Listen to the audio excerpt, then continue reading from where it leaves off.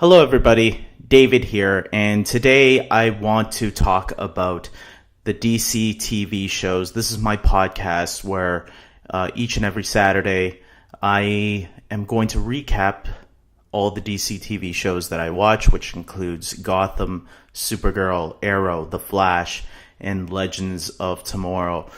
And as usual, I like to begin with Gotham because Gotham, out of all of them, is not really connected to everything else. It's more of its own thing. Maybe one day it will be connected to the Arrowverse. Who knows? So let us begin with one of the things that happened in Gotham, which Bruce is sneaking into this prison where they're holding Ra's al Ghul. Because of the crime he committed last week, killing that boy and killing his grandfather, I think it was. I don't remember right now. And Bruce has to make this ultimate choice on killing Ra's al Ghul or letting him live. And ultimately, Bruce takes the dark path and kills Ra's al Ghul because Ra's makes some huge threats against Bruce. I really enjoyed a lot of that stuff going on in the prisons with Alfred and Gordon going to save Bruce, finding out that this place looks like Ra's has some ties inside. Looks like they killed the guards that were originally taking care of the place, and he replaced them with his own men because he was planning on escaping eventually. This was all part of the plan, as the Joker said in The Dark Knight. Played by Heath Ledger. This was I liked seeing Bruce go up against Ra's al Ghul. I didn't think they were going to kill him, though. I thought this isn't a big Batman villain. I mean, they clearly got him after Arrow wrapped up their storyline with Talia and Nisa. And, the whole League of Assassins thing, they finished that, or League of Shadows, they finished that last season on Arrow. They finally wrapped all that up. And I think once Gotham realized that, they said, okay, now we can use Ra's al Ghul. And to just kill him like that just seemed kind of odd to me. I wonder if there will be more at play than just that. Gotham does play around with characters and things in their own little way, and I think that's fair. I think that's what makes Gotham a better show than what it is, because I think they realize, okay, if we try to obey what the comics do, then we'll never get to do interesting stories. We're always going to be stuck in this little box. So I think branching out and doing what they want with these characters, like Barbara, for an example. Barbara, I'm still holding out hope they'll make her Harley Quinn. We'll see. But so if they do kill off Ra's, okay, that's fine, but it just seemed kind of wasted that 5 episodes into season 4, you guys already killed him off, when I think there was so much you guys can do with him still. That's just me, but maybe they didn't think so. Maybe they thought, nah, we're done with him. What are the ramifications that Bruce is going to have now that he killed Ra's? I think that will. I think they won't just drop that. I think there is going to be something tied to there that we'll see how that affects Bruce in some ways. Some other things that were happening was Penguin and Sophia Falcone. She's trying to not flirt with him, but trying to win him over in some way. I like that Penguin knew or kind of figured out what she was playing at when she tasted the food, and it tasted like something her mom cooked, because she got the recipe and made the cook make that for him.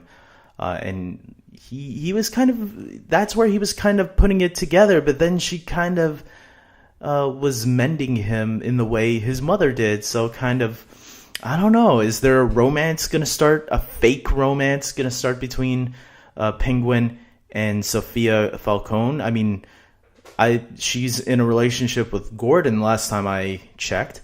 I think Penguin's going to get screwed over big time by the end of this. It's it's going to be mighty interesting, I think, where this storyline is heading. And then we also have Butch returning. I think this was the highlight of the episode for me. Butch returning, or should we say Cyrus Gold, since that was the name revealed in the season finale last season. And now he's Solomon Grundy. And they really stuck true to the character of Solomon Grundy, I felt. Or at least the versions that I've seen of Solomon Grundy, it seems like they're sticking pretty true to that. And I really enjoyed it. I thought, they made him pale white. Even his hair is pale white. He's wearing the black suit. He looked spot on like Solomon Grundy, which I really enjoyed. And then his interactions with Nigma really heightened the episode. I was having a blast with all of that. And then the setup for next week's episode, where Nigma is taking Solomon Grundy to make some money. So he's taking them to this like fighting arena thing, and we see Leslie there handling things. So it looks like Leslie is going to be back next week. We'll be seeing how did she get into this mess, and that's going to be interesting to find out. Now let's get on to Supergirl. Supergirl Season 3, Episode 2, Triggers. So Kara apparently is not very comfortable with what's been going on after the events of Mon-El. I thought she dealt with that last week, but I guess not. Look, it was a fine episode. The villain just stares at people and causes them to, I guess, face their worst fears in some ways, like the Scarecrow. I thought the villain was a little weak on that sense, because the villain didn't really do anything. It just stares at people and then that's it. I mean, I guess it was easy for the actress, but okay, that's fine, I guess. And then we have this whole Samantha storyline and the mother, who's clearly going to turn out to be the villain Rain this season. She is,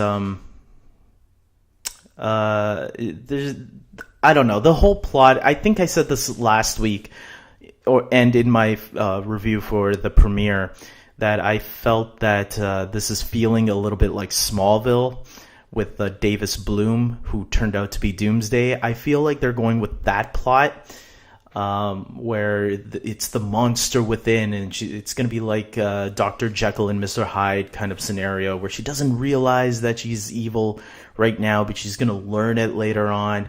And she's now even working at Catco. And, okay, I'm just worried. I don't want this to be like Smallville Season 8, where it was a really boring season. I did not like Season 8 of Smallville. It had its episodes. There were still some enjoyable episodes, but overall it was a really boring season. The weakest, in my opinion. And I don't want Supergirl to turn into that. I want it to learn... maybe they can improve upon a storyline like that. Who knows? Maybe they can make it better than the Smallville version. But with the daughter right now, oh my God, was so annoying when she ran off, and because her mother was telling her, "I'm not a superhero. I don't have powers." And the girl, it was just no. Something that I did like was Lena Luthor.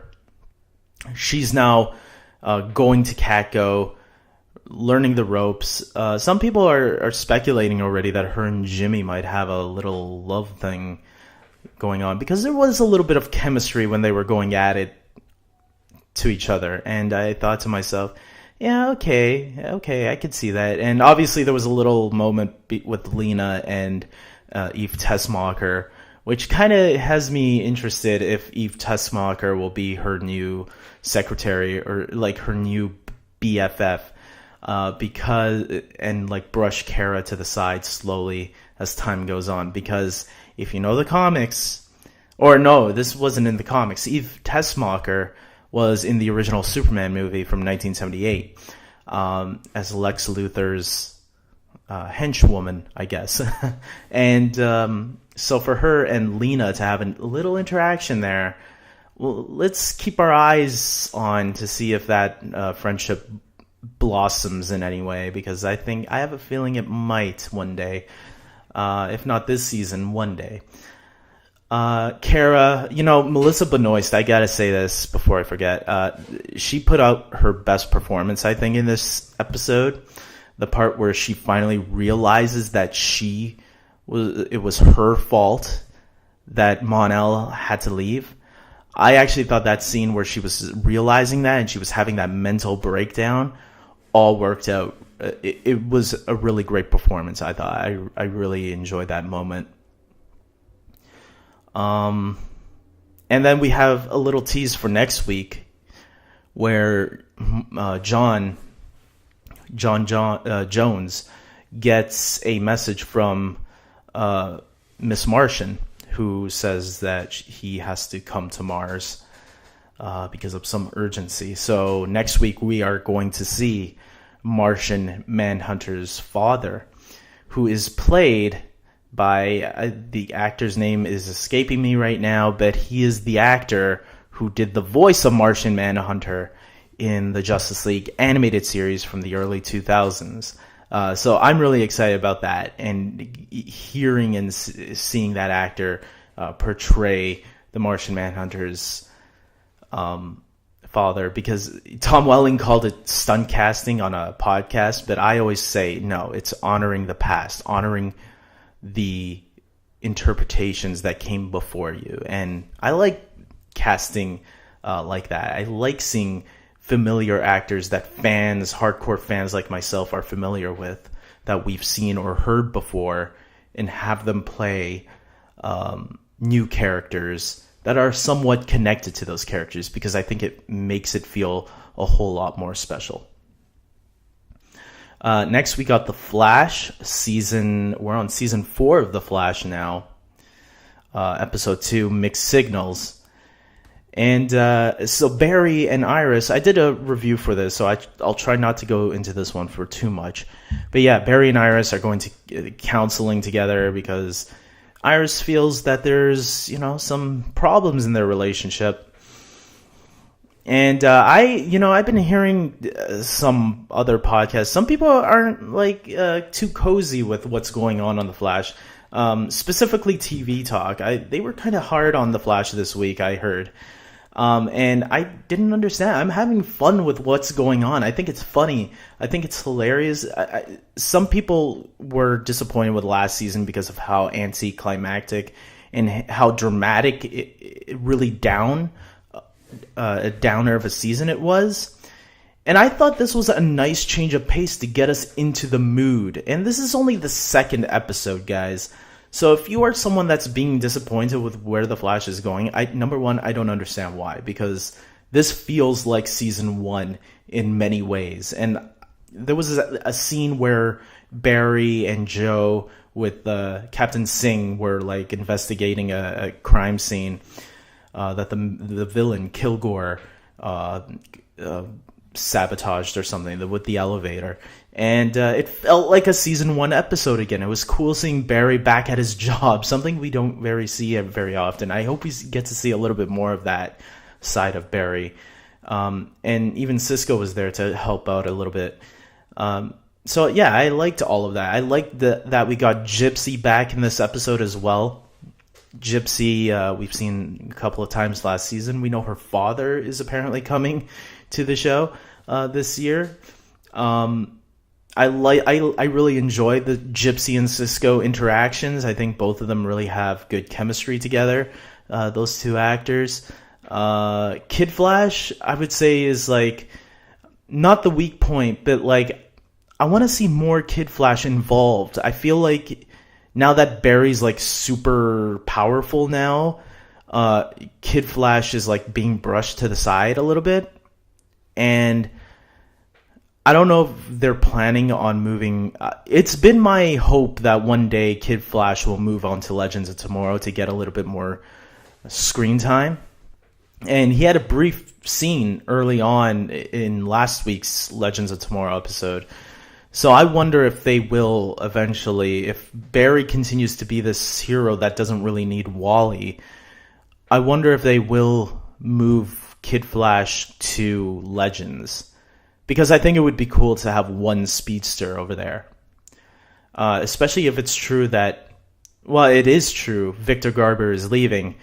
What will that mean for the other half of Firestorm? And if both of them have to leave, why not replace a fire-based hero with a speedster? Since you already have a fire-based character in Heatwave as well. So, I don't know. There's something to think about. As for the villain of the episode, Kilgore, I felt he was... I thought he was kind of similar to the villain Sai on Supergirl. The villain this week that we had. Where all he had to do is just like stare, and that was about it. Walk around and stare at the things that he wants to infect, and then that was about it. That's it. He did his shit.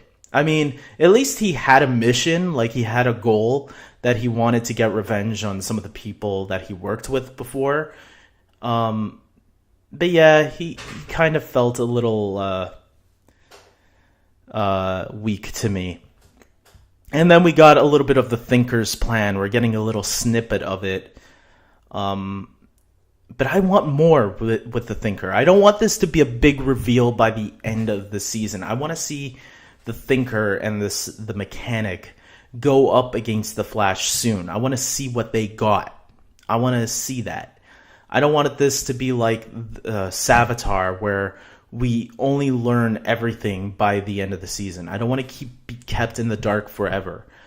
That's something I think people were kind of annoyed with last season, a little bit, with how much in the dark we were.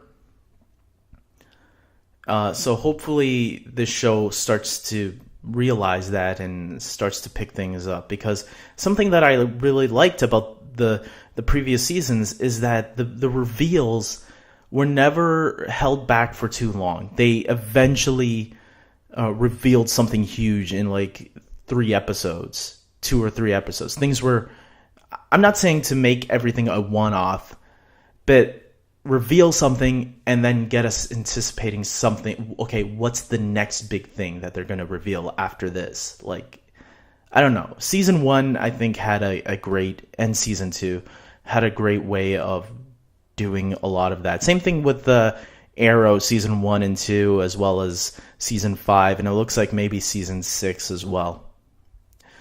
And now we move on to Legends of Tomorrow, Season 3, Episode 2, Freakshow. This was a really enjoyable episode. The heroes travel to 1870 because something is happening to P.T. Barnum's circus. P.T. Barnum is played by Billy Zane. What's cool about that is Billy Zane was in Titanic, along with Victor Garber, who plays Martin Stein, who...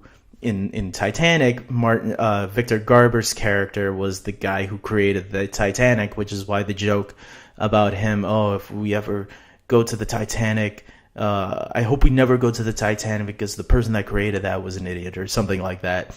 And that was an inside joke for people who know that Victor Garber played that character. Billy Zane was so good in this episode. The episode was very over the top and corny. I mean, there's a saber-toothed tiger there, but Legends has figured out like what kind of show it is now. I think it's really, you can see this season they're really comfortable with it. I think they figured it out last season, and now this season they're just taking it to the next step, and I'm loving the first 2 episodes. I really, really enjoyed. I thought it was a really fun episode. Had me smiling all the way through, got some good laughs out of me. Seeing them deal with the circus situation was crazy. And then P.T. Barnum wanted to capture some of the legends because he saw what kind of tricks they could do. So he's like, hey, we could use that for our circus. That would be amazing. I really enjoyed all of that. And having Amaya back was really fun, but it looks like she is definitely having some situations with her power, maybe a Dr. Jekyll, Mr. Hyde thing, it looks like, because there was one point where she was ready to kill. Someone mentioned that it was kind of like seeing Sarah when she was going through her lust problems back in season 1, or even Thea back in Arrow season 4. I think there's something more, obviously, to do. I think it has something to do with dark magic that's maybe affecting Amaya. We'll see. That's my theory for now, that maybe it's some sort of dark magic that's affecting her, because it's weird that this never happened to her back in last season. Mick Rory was a lot of fun in this episode. Sarah is badass as usual. I love all the legends, man. You can't hate any of them. You can always have some more than others. But yeah, I'm surprised every time, though, they go to the 1800s or early 1900s. They don't. I know they don't want to play it with it all the time, because it can get tiring, and we get it. Back in the olden days, people were racist. But yeah, whenever I see Jax or Amaya go to these time periods, I always think, like, are we going to see someone who's racist? But thankfully, I don't think they always need to do that. This is a lighter tone show, and if you do that in every episode where they go to the past, to the far past, you're gonna be dealing with racism in almost every episode. You should be dealing with racism in the present day as well, but we'll let that one go to make our shows happy to escape from everyday life. But once in a while, I think they will touch upon that. Like, there's only so many times you can avoid that subject, and who knows. But yeah, the 1800s were definitely even like worse times, because I believe so. Because yeah, the 1800s is that episode that was like 12 Years a Slave. So that's that. And then we also got the Time Bureau, or at least two of them. I forgot their names right now. Keeping their eye on Agent Sharp and Gary. Agent Gary Green. Yeah, they're like keeping an eye on the legends, and Sarah has a little scuffle with Agent Sharp, and they both of them kick each other's asses, but then they both come to an arrangement, and it looks like the legends will be okay. They kind of prove themselves for now. I'm not sure how this Time Bureau situation is going to keep going, but okay, fine. I wouldn't mind seeing Gary again, though. He seemed like kind of a funny character that deserves to be picked on once in a while. And then there's the ending that obviously brought back Kawasa. Now, if you've seen the animated, you can see the animated film, which is on Blu-ray. That's how I was able to see it. Or if you saw it as on the CWC as like multiple episodes, the movie just stitches them all together and makes it like a continuing movie.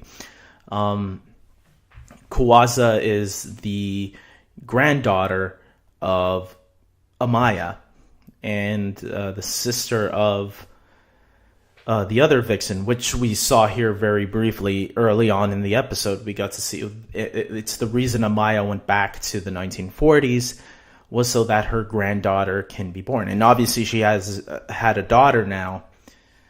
Is it Nate's daughter? That would be interesting. If that little girl, because who's the father? We never really got that answer. But we saw her daughter, and yeah, that could be Nate's daughter. If we do know that Nate and Amaya slept together, so for all we know, she had a child. Nate doesn't know. He thinks that she moved on, and maybe it will eventually be revealed that Nate is also the other vixen. Nate is her grandfather as well. So speculation. always we have speculations with these DC shows.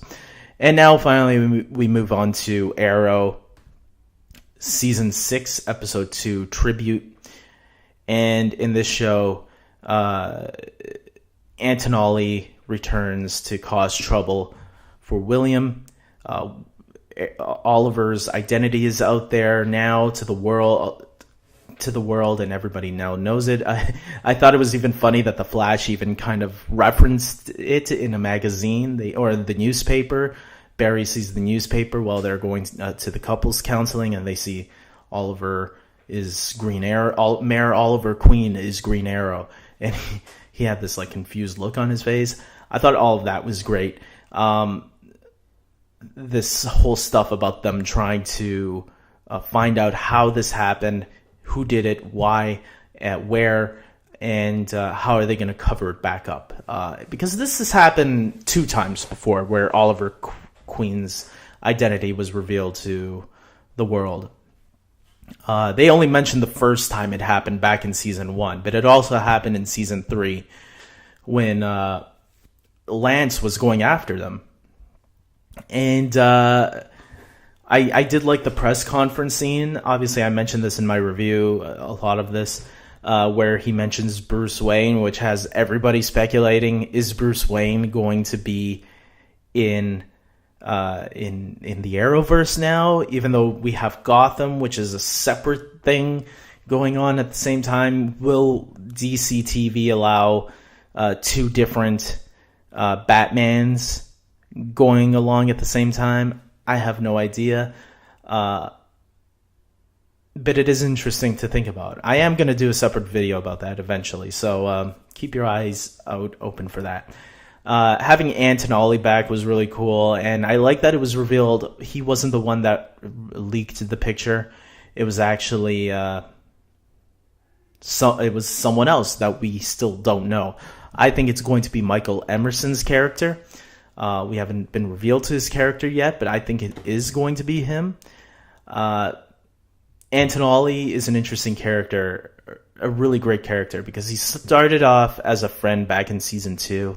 He returns last season, and we see now how he turns into an enemy because of the way Oliver treats his friends. And he points that out to him, and he says, look, if I was really the bad guy, I would have done this to your kid.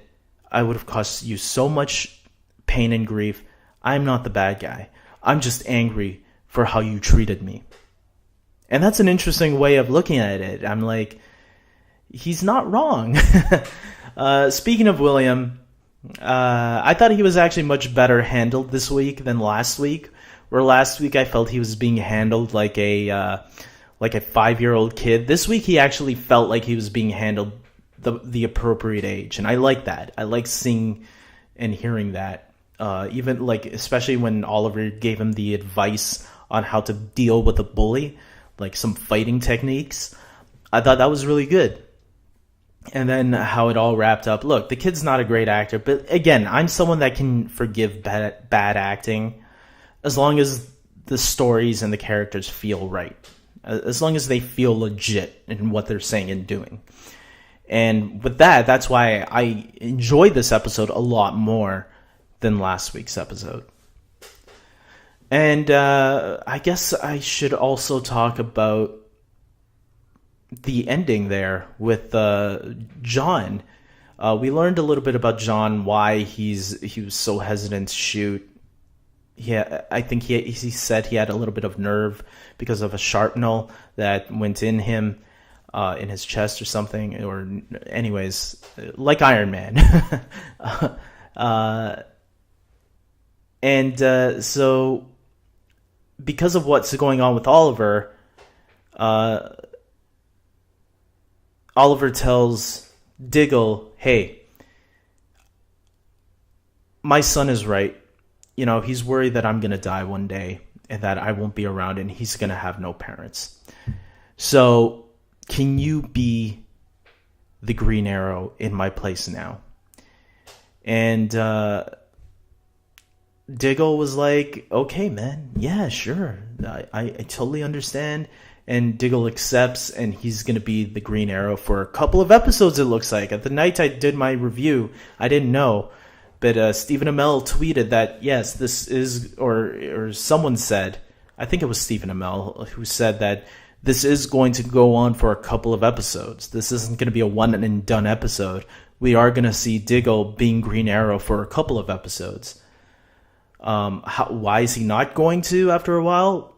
I don't know. Maybe it's the sharpnel, something, or the nerve, and Oliver's going to realize that maybe Diggle's not suited for this.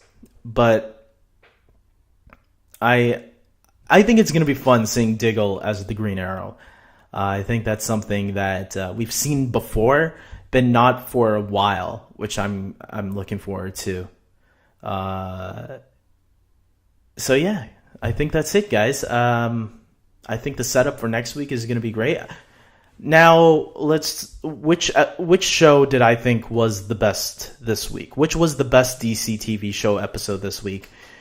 And which was the worst? Gotham, I gotta say, Gotham is 5 episodes in, and it's doing really well. But, man, this is a tough one.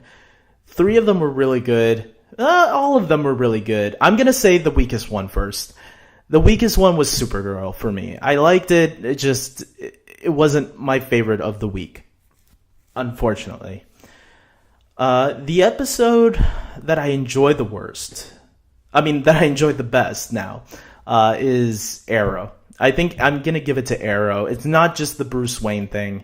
It's everything about that episode was just really well done. That's what I expect from Arrow. That's what Arrow does it best. Some people are like kind of complaining, yeah, but Diggle has a daughter too. I mean, a son too. It's not a daughter. It's a son. He has a son too. He has a kid too. So what if he dies? Yeah, but again, Lila is still there at least to kind of be the backup. William will have nothing if Oliver dies. And so I think there is a little bit of justification there for Oliver's way of thinking. I don't think he's being greedy. And I think Diggle even understands that logic in that sense. Maybe it will be brought up in next week's episode. Who knows? But yes, Arrow was my favorite of the week this week. It almost went to Gotham because Gotham is killing it this season. I think Gotham realizes it now what it wants to be, because season 1 was meh. Season 2 was a bigger improvement. Season 3 kind of fell back down a little bit. And now season 4 seems really strong. So Gotham, you almost got it this week, but I have to give it to Arrow because I felt Arrow was really solid and gave me everything I wanted this week that wasn't in last week. And there was no flashbacks in this week's episode, which shows that you don't always need flashbacks to have a really good Arrow episode. And it just proved it this week. So with that being said, guys, I'm ending this video here. I hope you guys liked my episode podcast. And hope you guys join me next week for whatever episodes are airing this week. I'm really excited to see more. And comment below. Share your thoughts on a lot of these episodes. Don't make me be the only one talking.